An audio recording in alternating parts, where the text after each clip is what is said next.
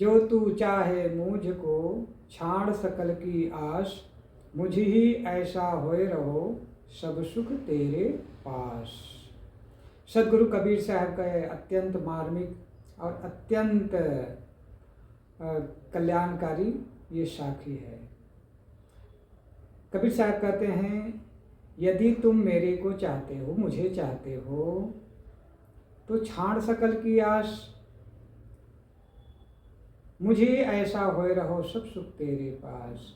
सारी कामनाएं, इच्छाएं, वासनाओं का त्याग करके मेरे ही समान हो जाओ। जैसे मैं निर्मल हूँ, जैसे मैं निष्काम हूँ, जैसे मैं पूर्ण हूँ, वैसे ही अपने में पूर्ण हो जाओ, निष्काम हो जाओ और निर्माण हो जाओ। छाड़ सकल की आस और संसार की सारी आशा वासनाओं का त्याग कर दो, तभी तुम परम शांति को प्राप्त कर सकते हो, परम सुख को प्राप्त कर सकते हो। इसके लिए कहा जाता है, ये साखी सदगुरु कबीर साहब ने उन दो ब्राह्मण बंधुओं के लिए कहा था जो तत्वाजीवा थे, गुजरात प्रांत के नर्मदा तट में शुक्ल तीर्थ है। शुक्ल तीर्थ में रहने वाले, नर्मदा तट पर भरूच जिले में पड़ता है, वहाँ तत्वाजीवा दो ब्राह्मण बंधु रहते थे। गुजरात सदगुरु कबीर साहब 4 बार गए थे। तो संयोग से तत्वाजीवा दो ब्राह्मण बंधुओं ने प्रण कर रखा था कि हमारे दरवाजे पे लगे हुए वृक्ष का पौधा जो मुरझाया हुआ है, जिन महापुरुष के चरण को धुल करके उस जल को इस पौधे में डालेंगे और ये पौधा हरा भरा हो जाएगा, विकसित हो जाएगा, पुष्पित पल्लवित होने लगेगा, उसी महापुरुष को हम गुरु करेंगे। इस प्रकार से उन दोनों ने दृढ़ प्रतिज्ञा कर रखा था। तो सदगुरु कबीर साहब उस समय गुजरात में थे। उन दोनों को पता चला, सदगुरु कबीर साहब गुजरात आए हुए हैं, और उन दोनों ने जाकर उनसे निवेदन किया कि गुरुदेव आप हमारे यहाँ पधारे। और उन लोगों ने अपना प्रण भी बताया कि हमने ऐसा प्रण किया हुआ है। तो सदगुरु कबीर साहब के चरण को धुला गया। उसके जल को ले जा करके अपने सामने दरवाजे पर लगे हुए बरगद के वृक्ष में डाला, पौधा में डाला। पौधा जो मुरझाया हुआ था वो धीरे धीरे समय के दरम्यान में विकसित होने लगा। धीरे धीरे वृक्ष बढ़ करके पुष्पित पल्लवित होने लगा। तो उन दोनों ब्राह्मण बंधुओं ने जल को डाला और लगा कि बरगद का वृक्ष थोड़ा सा हरा भरा होने लगा है। तो उन लोगों ने, दोनों ने सदगुरु कबीर साहब को गुरु स्वीकार कर लिया और अपने कुटिया में, अपने घर में सदगुरु कबीर साहब को निमंत्रित करके उनकी सेवा करने लगे। काफ़ी लंबे समय के पश्चात सदगुरु कबीर साहब उनको ज्ञान, साधना, भक्ति की बातें समझाते, सिखाते, काफ़ी लंबे समय उनको दृढ़ कर दिए साधना के मार्ग में। तत्पश्चात वो जाने लगे। तब उन दोनों ब्राह्मण बंधुओं ने कहा कि गुरुदेव आप हमारे ही पास रहें, हम आजीवन सेवा करेंगे। तब सदगुरु कबीर साहब ने कहा कि जो तू चाहे मुझको छाड़ सकल की आस, मुझे ऐसा होए रहो सब सुख तेरे पास।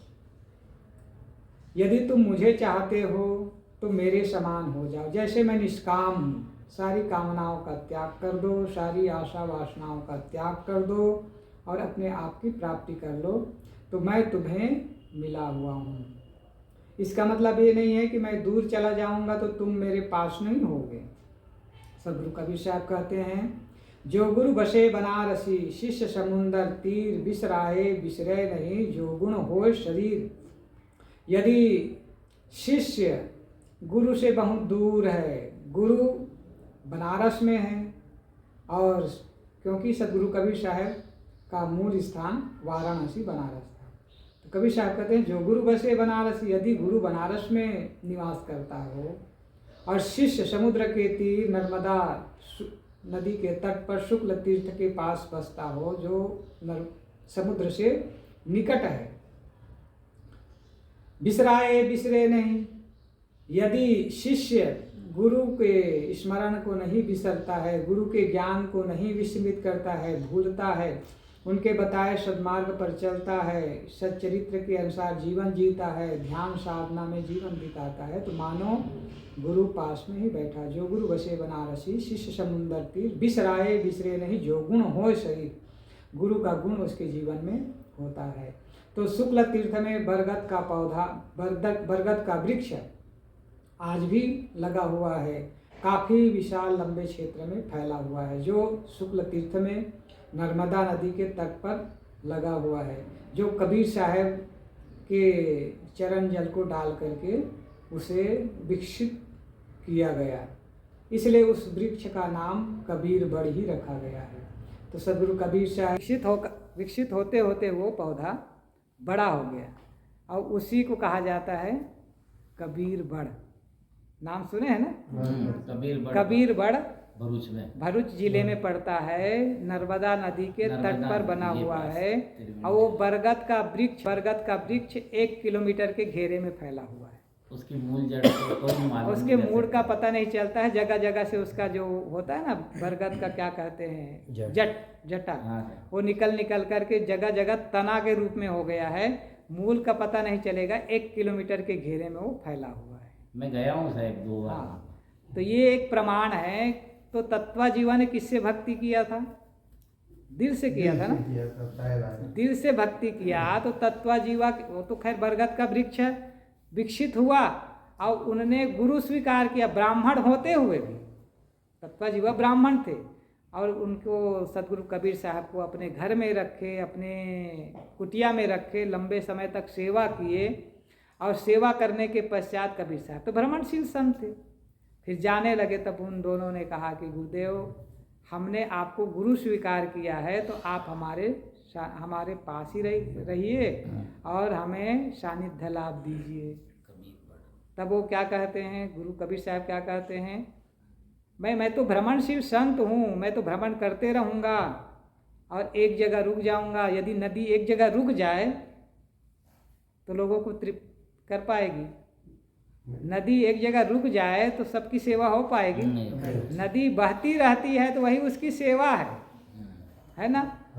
अब पेड़ केवल फल देना रुक जाए, फल ना दे तो पेड़ की शोभा है?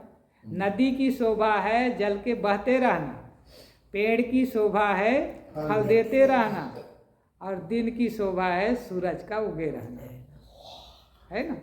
ये उसकी शोभा है। दिन हो और सूरज ना हो, पेड़ हो फल ना हो, नदी हो पानी ना हो, तो उसकी शोभा है? नहीं शोभा है। ठीक वैसे ही मनुष्य हो, मनुष्य की शोभा उसके सुंदर गुणों और सुंदर चरित्र से होता है। इसीलिए क्या किसी ने बहुत सुंदर कहा है, वृक्ष की शोभा उनकी फूल पत्तियों से नहीं होती है, वृक्ष की शोभा फलों से होती है।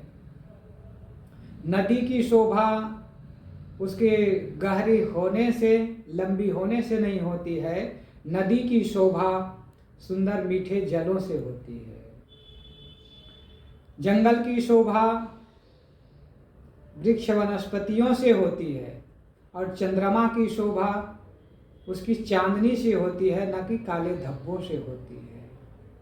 ठीक वैसे ही मनुष्य की शोभा उनके सद्विचारों और सुंदर चरित्र से होती है।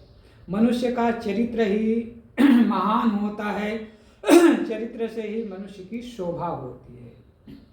इसीलिए किसी ने बहुत सुंदर कहा है, रैन को भूषण इंदु है, दिवस को भूषण भान, दास को भूषण भक्ति है, भक्ति को भूषण ज्ञान, ज्ञान को भूषण ध्यान है, ध्यान को भूषण त्याग, त्याग को भूषण शांतिपद, तुलसी अमल अदाग।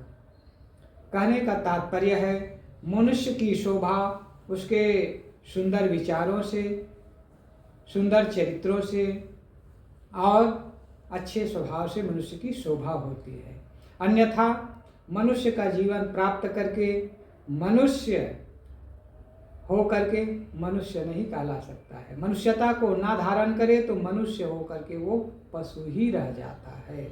इसलिए अपने जीवन में सद्विचारों को धारण करें, मन को पवित्र रखें, और सुंदर आचरण करें। इसी से मनुष्य जीवन की शोभा है। मनुष्य जीवन प्राप्त करने की इसी में सफलता है।